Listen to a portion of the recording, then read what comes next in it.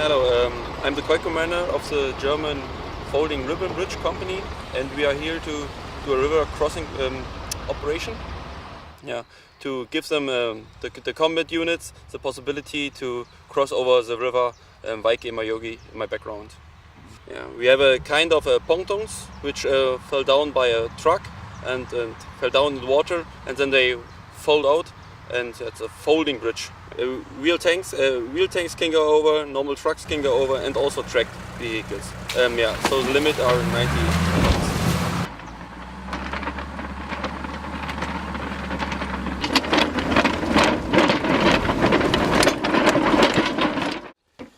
Need sillad on põhiliselt kasutusel siis lahingtoetussildadena ehk siis tagalavedude jaoks, ja milleks siis antud silda vaja on see, et kui põhimaanteel on puruks lastud, siis me saame selle üles panna ja me saame siiski teostada vedusilda.